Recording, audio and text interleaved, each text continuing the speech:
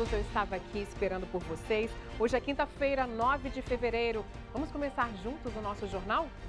O que tinha nas mensagens do celular de Ibanez Rocha? Tivemos acesso ao laudo da Polícia Federal e vamos te contar. Vem comigo, eu sou Viviane Costa, já estamos no ar.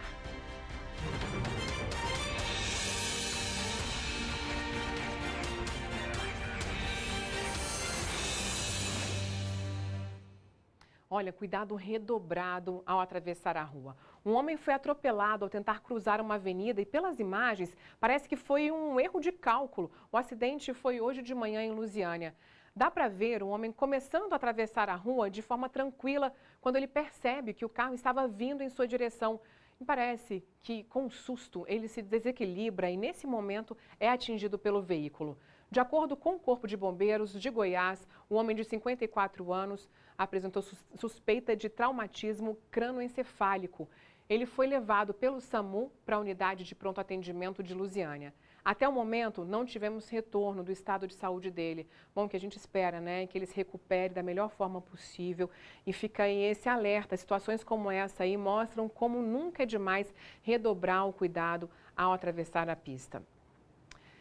E a Anatel apresentou um plano de ação contra o uso de decodificadores clandestinos de televisão por assinatura, mais conhecidos como TV Box.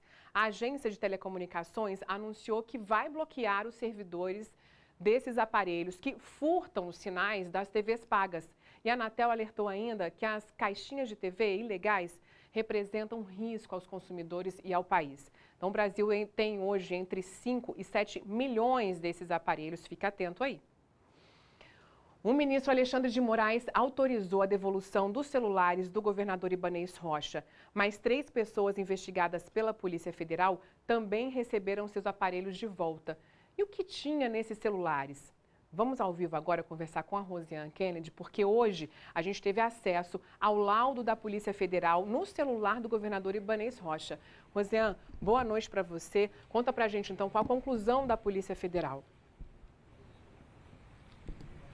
Boa noite, Viviane. Boa noite a todos. A Polícia Federal analisou essas mensagens do governador nos dias 8 e 9, ou seja, nos dias 7 e 8, que é a véspera e o dia dos ataques aqui que resultaram na invasão às sedes dos 3 poderes. E concluiu que não houve omissão e nem uma ação dolosa do governador em relação ao plano de segurança. O laudo indica que, portanto, não houve conivência de Ibanez Rocha com os ataques em relação a esse plano de segurança, por exemplo. Eu vou ler um trechinho aqui, Viviane, do que diz esse laudo que a gente tem acesso. Ele diz assim, olha, pela análise da mídia disponível, considerando todo o exposto de forma cronológica, a investigação não revelou atos do governador Ibanez em mudar planejamento, desfazer ordens de autoridades das forças de segurança, omitir informações a autoridades superiores do governo federal ou mesmo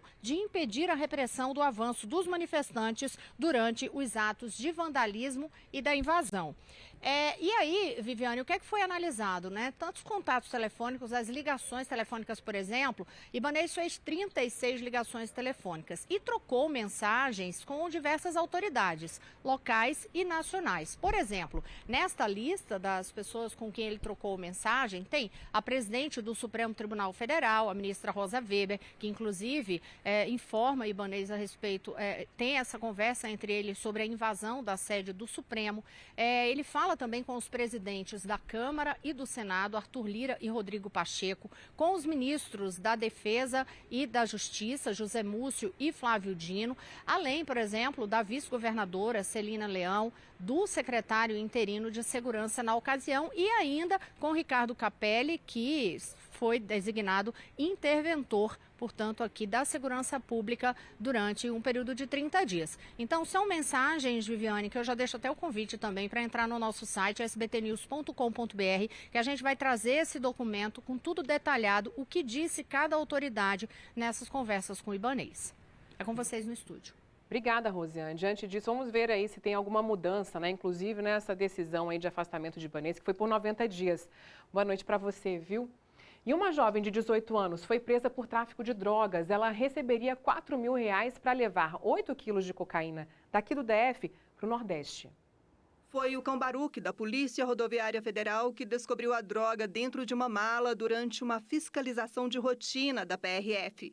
A abordagem foi na BR-040, na altura de Santa Maria.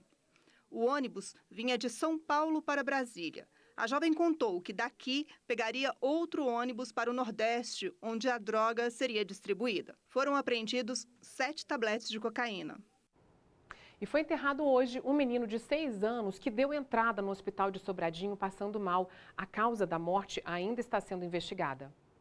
O enterro foi no cemitério de Planaltina de Goiás no fim da manhã. Foi uma cerimônia rápida e com poucos familiares. Nesta quinta-feira, segundo a mãe, teria saído também o atestado de óbito, que, segundo ela, apontou que a morte do filho teria sido em decorrência da dengue e de Covid-19. Mas para as investigações, ainda é necessário aguardar o laudo do Instituto Médico Legal, que vai apontar se no corpo do menino existia alguma substância tóxica ou não, para assim poder descartar de vez a possibilidade de envenenamento. Estamos ouvindo outros parentes que também estão envolvidos nessa situação do sepultamento da criança, mas o principal realmente é essa prova técnica. Uma das vizinhas já foi ouvida e descartou qualquer possibilidade de ter envenenado as crianças. Ela alegou que tinha problemas com os familiares, era uma família realmente complicada, segundo ela, tinha problema não só com ela, como com outros vizinhos. Essa mesma delegacia registrou em janeiro a morte de outro membro dessa família, um menino de 9 anos de idade. Mas, segundo a polícia, nesse primeiro caso, a morte teria sido natural. Os próximos passos da investigação continuam, enquanto o laudo cadavérico não sair. A outra linha de investigação, como eu disse, será de possível caso de maus tratos ou abandono. Iremos colher todo esse material produzido pelo Conselho Tutelar e a linha de conclusiva será nesse sentido, caso não se confirme o envenenamento. Pois é, agora no fim da tarde, a conselheira tutelar de Planaltina de Goiás conversou com a imprensa e falou sobre como fica a situação dessas crianças. 3 delas tiveram alta hoje. Como medida de proteção, o Conselho Tutelar, tanto do DF como nós aqui, vamos deixar essas crianças acolhidas por um tempo, em uma instituição, até que se instaure inquérito policial e resolva o futuro delas. E lá também elas vão ter mais acesso à questão médica, né, consultas, todo um acompanhamento psicossocial, médico que elas necessitam, específico para cada área que elas precisam. A conselheira confirmou ainda que em 2020 já haviam acolhido temporariamente essas crianças por causa das condições precárias em que elas viviam. Veja só. Estado de vulnerabilidade mesmo, questão tanto de negligência, de higiene, insalubre, né? Questão de cadernetas de vacinas não atualizadas, né? O acompanhamento nos postos de saúde, tinha comida precária, né? Comida aberta, suja, mau armazenamento, né? E aí a gente toma essas decisões que é em última instância mesmo que chegar ao abrigamento. Que situação, né? O que a gente espera é que essas crianças fiquem bem. Agora, presta atenção nessa história. Por pouco, uma família não foi atingida por um botijão de gás que caiu de um carro em Taguatinga. Veja só. A câmera de segurança de uma residência flagrou o momento em que um homem caminha pela calçada com 2 crianças. Uma caminhonete carregando botijões de gás passa pelo quebra-molas sem frear e um botijão cai e quase atinge a perna do homem, que, sem reação, fica olhando o objeto rolar pelo chão. A Agência Nacional de Petróleo, Gás Natural e Biocombustíveis exige que o botijão seja transportado com segurança e proíbe o transporte em carros de passeio. Ela diz que o transporte ele tem que ser feito em total condição de segurança, né? Tanto para o motorista do veículo quanto para outros transeuntes de qualquer local que seja. Agora, nesse tipo de situação, né, o botijão acabou caindo ali. Qual é o risco para a população? Olha, o risco da imagem em si que vocês estão comentando é o risco de o botijão vir a lesionar o pedestre que passava pelo local, é o risco maior, né? Além disso, pode-se adicionar isso aí o risco do fator de risco do próprio botijão de gás. Não é comum que ele exploda, mas pode ser que aconteça. Pois é, que perigo, hein? E olha, as obras do Teatro Nacional vão receber agora um reforço do governo federal. O anúncio foi feito pelo presidente Lula.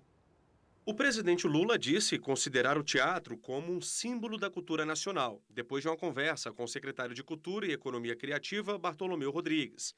As obras começaram no fim do ano passado, com investimentos de quase 50 milhões de reais, mas a previsão é de que a reforma completa custe 250 milhões. As obras da Sala Martins Pena já começaram, mas a reforma inclui ainda a Sala Vila Lobos e outras estruturas. Acabou agorinha há pouco uma reunião lá no Palácio do Buriti para poder planejar os trabalhos daquela força-tarefa de enfrentamento ao feminicídio no DF. A gente até falou sobre isso ontem, né, que eles estão planejando uma força-tarefa e o repórter Bruno Silveira acompanhou e traz para a gente todas as informações. Bruno, boa noite para você. Oi, Vivi, boa noite para você, para todo mundo que está nos acompanhando. Pois é, acabou agorinha essa reunião da governadora em exercício, Celina Leão, com as principais secretarias do governo do Distrito Federal para iniciar ali o planejamento desses trabalhos da Força Tarefa. Essa Força Tarefa ela vai ser liderada pela Secretaria da Mulher. A gente conversou com a secretária Gisele Ferreira aqui agora há pouco. Ela explicou que essas ações elas vão ser divididas em ações de curto, médio e longo prazo e algumas ações emergenciais que já vão começar principalmente agora, né, nessa época do Carnaval. O objetivo deles é fazer campanhas socioeducativas pelas cidades. Então, já no Carnaval, campanhas socioeducativas contra a violência contra a mulher, campanhas nas escolas também, com as crianças, disponibilizar também canais para que as mulheres entendam o que são as violências, como que elas acontecem, onde elas podem denunciar. Uma rede totalmente completa de amparo para essas mulheres vai ser formada, então, por essa força-tarefa para proteger ainda mais as mulheres aqui do Distrito Federal. Segundo a secretária, mais de 70% dos casos de feminicídios que são registrados, as vítimas, né, elas não fazem a denúncia. Então, essa força-tarefa vai explicar direitinho os canais onde essas mulheres podem fazer as denúncias. A Secretaria de Educação também vai promover medidas socioeducativas junto às escolas. Inclusive, está prevendo uma ação agora para a Semana do Dia Internacional da Mulher nas escolas, para conscientizar, então, essas crianças, mostrar os caminhos, o que significa a violência contra a mulher, o feminicídio. Então, vai ter uma força-tarefa completa com a participação da SEB também, que vai investir em mais iluminação pública para garantir a segurança dessas mulheres. Uma nova reunião vai acontecer no próximo dia 15, essa força-tarefa, e a gente vai acompanhar para trazer todos os desdobramentos aqui no nosso jornal. Vivi, eu volto com você. Importante demais esse movimento conjunto, né? Obrigada, Bruno. E agora me conta, você está aí de olho, interessado em pegar empréstimo consignado do Auxílio Brasil? O governo fez alterações nas regras, então vamos conversar agora com a Natália Fruê para saber como que ficou. Natália, boa noite para você, conta pra gente. Oi, Vivi, boa noite para todo mundo. Foi publicada hoje uma portaria no Diário Oficial da União alterando as regras para a concessão desse empréstimo consignado. É que esse empréstimo gerou muita polêmica porque ele começou a valer na véspera da eleição de outubro do ano passado e isso fez com que a concessão do empréstimo fosse considerada uma medida eleitoreira. O TCU, inclusive, fez apontamentos, Tribunal de Contas da União, mas acabou, inclusive, suspendendo, o atual governo acabou suspendendo os empréstimos consignados. Agora, então, eles editaram uma portaria com novas regras e que estabelece um teto de 5% do valor que as famílias recebem, né, do benefício, então vai depender de cada família, mas que esse empréstimo não vai passar de R$ 180. Pela regra antiga, as famílias que recebem o benefício do programa social podiam conseguir empréstimo de até R$ 3.000. Só que na época a liberação desse valor foi muito criticada porque isso acabava comprometendo depois as parcelas das famílias, com quase a metade da parcela era para pagar o empréstimo. Agora essa mudança vai fazer com que as parcelas sejam menores e o valor também, Vivi. Obrigada, Natália. E olha, vamos com uma outra notícia aqui interessante, viu? Para falar de oportunidade para quem busca criar a própria fonte de renda e das boas. O projeto Cresce DF está com inscrições abertas para cursos de qualificação profissional. Corre que dá tempo, viu, de garantir uma vaga e é de graça. Eu tenho muita vontade de trabalhar na área da gastronomia. É um sonho que eu tenho, que eu futuramente vou realizar ainda. E o responsável por isso, de acordo com ela, Foi o curso que fez totalmente gratuito na região do Gama. A região contemplada desta vez com a carreta é a de Ceilândia. 900 pessoas daqui devem se qualificar com a carreta volante, que ministra cursos de gastronomia e gerenciamento. As inscrições vão até o próximo dia 20. Com duração média de 80 horas cada curso, o aluno já sai da escola pronto para atuar em uma das áreas. E tem para todos os gostos. Curso para confeiteiro, salgadeiro, pizzaiolo, garçom, vendas online e até o que está em alta hoje em dia, gerenciamento de redes sociais. Os professores são de alto gabarito, então eles com certeza vão sair daqui habilitados para poder iniciar um negócio ou então atender demandas da própria família. Vivian Nogueira é professora de confeitaria. Ela que está no projeto desde o início, ajudou a formar mais de 4.000 profissionais e se orgulha disso. E ter alunas que hoje vendem um pudim, vendem um bolo, é fantástico. Eu fico grudadinha ali no grupo só para ver elas crescerem. Eu quero que elas cresçam muito. Elisângela está passando por uma crise de depressão. Desanimou com o atual emprego e veio parar na sala de aula do curso de confeitaria. Em 2 dias de aula, a aluna se empolgou e já se vê bem-sucedida na nova área que escolheu. E não vê a hora de colher os frutos. Já estou animada com isso. Já estou querendo fazer para mostrar para os colegas, experimentar, para ver se aprova. E as inscrições podem ser feitas até o dia 20 pelo site escolamoveldegastronomia.com.br. Vamos para o intervalo, é bem rapidinho, mas me espera, hein? Estou voltando já.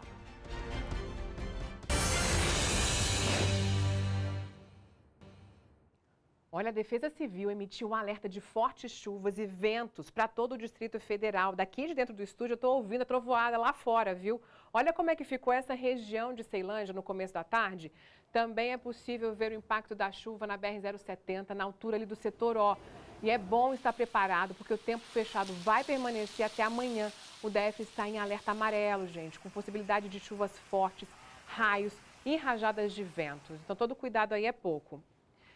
E quando você vai fazer compra ou contratar um serviço, está sentindo que está pesando no bolso? O Brasil vem sofrendo com a inflação e um reflexo disso é sempre pesado. A Paula Cuenca vai contar para a gente o que está impactando mais aqui no DF para esse aumento e você aí vai vendo se está coincidindo com o que você está sentindo. Boa noite para você, Paola. Boa noite, Vivi. Boa noite a todos. O bolso está ficando cada dia mais curto, na verdade, parece, né? Porque o nosso poder de compra aqui tem diminuído e não é à toa. O Índice Nacional de Preço ao Consumidor Amplo, o IPCA, que é considerada a nossa inflação oficial, quando a gente está falando do mês de janeiro, a gente teve a divulgação hoje a respeito de como ficou esse valor. Falando do país todo, a gente tem uma inflação de 0,53%. Aqui no Distrito Federal, esse valor de inflação ficou um pouco menor, de 0,33%. Mas ainda assim não é um número baixo, até porque a gente está falando de um aumento de geral de preços de bens e serviços. Aqui no DF, o que mais pesou nesse último mês de janeiro foram os serviços de comunicações, alimentação e também bebidas e os transportes. Alimentação e bebida deve ser o que o pessoal mais sente, além dos transportes, por conta dos aumentos dos combustíveis, né? Falando do país, alguns produtos que estão mais caros na cesta básica são cenoura, batata, tomate e acredite se quiser, a gente tem produtos que baixaram, como limão, cebola e um pouquinho nas carnes, mas foi uma diminuição muito baixa. Tem que pesquisar muito para não acabar saindo no prejuízo. É muito aumento, né, em coisas essenciais. Obrigada, viu, Paola? Vamos para o intervalo? É bem rapidinho, hein? Me espera, tô voltando. Gente, o MEC antecipou o resultado do Enem, foi divulgado hoje. E você, já viu se passou? Se você não passou, levanta a cabeça, se prepara este ano, viu? Porque no próximo vai ter mudança. As inscrições para o Enem vão ter mudanças, né? Para o Enem desse ano vão ser entre os dias 8 e 19 de maio. E as provas estão previstas para os dias 5 e 12 de novembro. Mas atenção, com o novo ensino médio, a partir de 2024, o Enem terá essas alterações. A prova será mais alinhada de acordo com as áreas escolhidas pelos estudantes. Então, estima-se até que perguntas discursivas sejam incluídas na avaliação.